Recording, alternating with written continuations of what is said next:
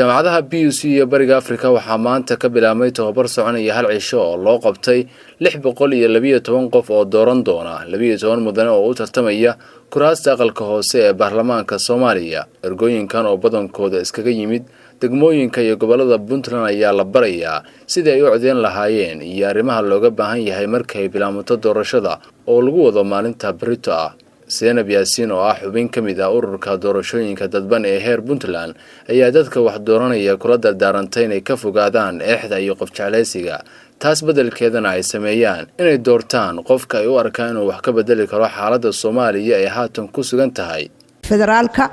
mala waa la saluugay hadda dadkii waa laga cawday noocaas tanutii ahayd one man one vote na ma gaarsiisana midii isinka iyo nabadoonkiisa kaliya ay saxiixayeen waa laga yara waasiciyay sida daraadeed baa waxa loo yiri doorashooyinka dadban lahaa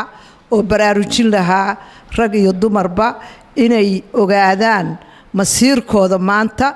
iyagu inay ka talinayaan ilaahay ha waafajiyo sidii xaq ahayd inay soo saaraan xildhibaano hufnaan leh xildhibaano berri markay ina ka tagaan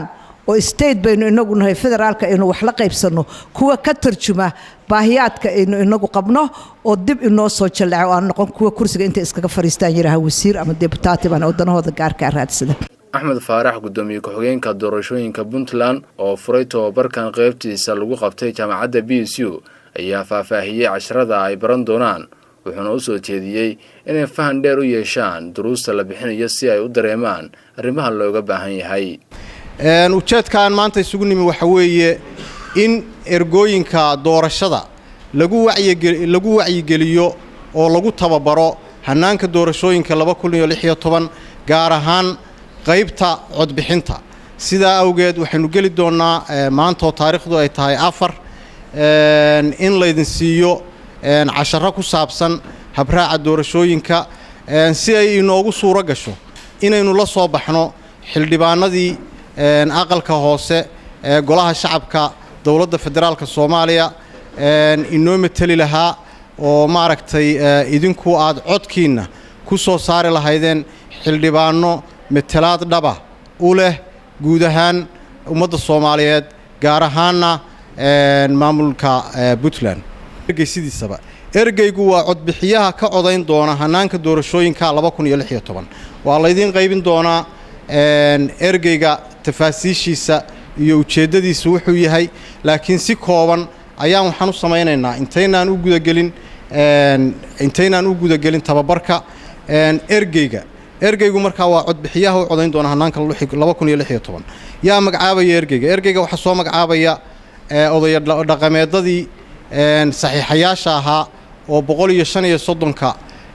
ka koobnaa madax dhaqameed oo madasha qaranku ay isku raacday waa imisa tirada ergadu kursi kasta oo 275 kursi oo Soomaaliya ka mid ah waxa uu codayn doona halkii kursiba 51 ergi kursigiiba waxa uu codayn doona 51 ergi. shanta bishan oo ku beegan maalinta berrito ayaa lagu wadaa in magaalada Garowe ay ka bilaabmato tartanka lagu jiro kuraasta aqalka hoose ee baarlamaanka Soomaaliya. 612 qof ayaa dooranaya 12 xildhibaan oo Puntland u matali doona aqalka hoose waana doorashada ugu horeysay oo noocan ah oo lagu qabtay gudaha Soomaaliya. Maxamed Cabdi Casiis Cusmaan, Jubaland TV, Garowe.